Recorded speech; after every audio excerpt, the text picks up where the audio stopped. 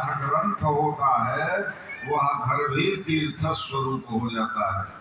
क्यों? क्योंकि यह भगवान की वांगमयी मूर्ति है। इस ग्रंथ को जो धूप अगरबत्ती दिखाते हैं उनका भी कल्याण हो जाता है।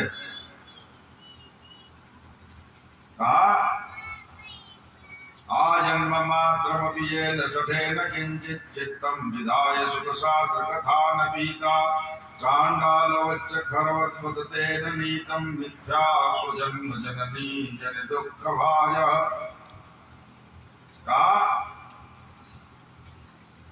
इस तरह से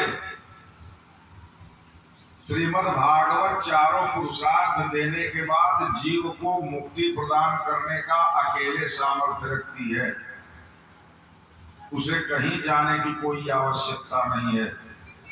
जिसने श्रीमद् भागवत का आश्रय ले लिया उसे अन्यत्र कहीं जाने की आवश्यकता, कुछ विचार करने की आवश्यकता नहीं है। केवल एक भगवान के शरणापन्न होकर के वह अपना इहलोक परलोक दोनों व्यवस्थित कर सकता है। जीवन में एक बार जिसने भी चित्त लगा करके इस ग्रंथ का आस्वादन कर लिया, समझ लो उसके जितने भी प्रारब्ध हैं, प्रारब्ध जनित दोष हैं, सब के सब नष्ट हो जाएंगे। कहा योगा गर्जित सप्ताहो ध्यानात् ज्ञानाच्च गर्जति किं ब्रूमो गर्जनं तस्या रे रे गर्जति गर्जति।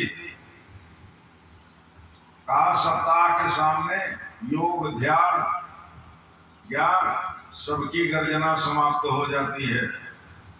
यानी एक सप्ताह दत्त चित्त होकर के जो जीव श्रीमद् भागवत कथा का श्रवण ढंग ठीक से कर लेता है और एक सूत्र भी आत्मसात कर लेता है तो उसके कल्याण का मार्ग प्रशस्त हो जाता है। स्वकीयम यद्वेद तेजम तेजते भागवते तथा तिरोधाय प्रविष्टोयम श्रीमद् भागवतार्णवम् तेनेयम वाङ्मयी मूर्ति प्रत्यक्षा वर्तते हरि। इसलिए यह भगवान की प्रत्यक्ष वाङ्मयी मूर्ति है। भक्ति सुतौ तरुणो गृहीत्वा प्रेमैक रूपा सहसा विरासीत् श्री कृष्ण गोविंद हरे मुरारे हे नाथ नारायण वासुदेव। इस तरह से ऋषियों के बीच में वाचन हो रहा था और भक्ति के दोनों पुत्र ज्ञान और वैराग्य तरुण हो गए। सर्वत्र सभा में आनंद छा गया। जितने ऋषि महर्षि सब आश्चर्यचकित होकर के इसके प्रभाव को देख रहे थे। भक्ति ने नम्रता पूर्वक कुमारों से बोली, कहा आपके कथा रस से सब के सब पुष्ट हो गए। भक्ति ने कहा और मुझे बैठने का स्थान दीजिए।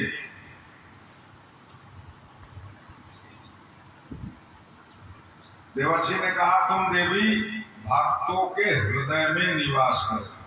भक्ति ने देवर्षि को कहा कि मैं आपको छोड़कर कहीं नहीं जाऊंगी और मैं सदा सदा तुम्हारे पास निवास करूंगी।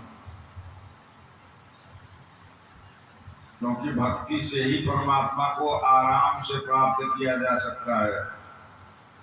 भक्ति रहेगी ना, कुछ भी आपके पास न हो तब भी परमात्मा आपको प्राप्त हो जाएगा, अनुभव प्राप्त हो। दुनिया भर का एक पैर से खड़े होकर योग करिए, प्राणायाम करिए, संध्या करिए, गायत्री करिए, जन्म जन्मांतर लगे रहिए।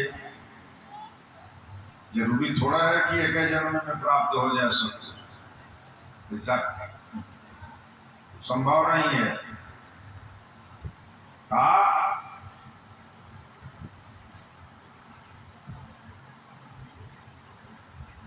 तुम सदा सर्वदा भक्तों के हृदय में निवास करो।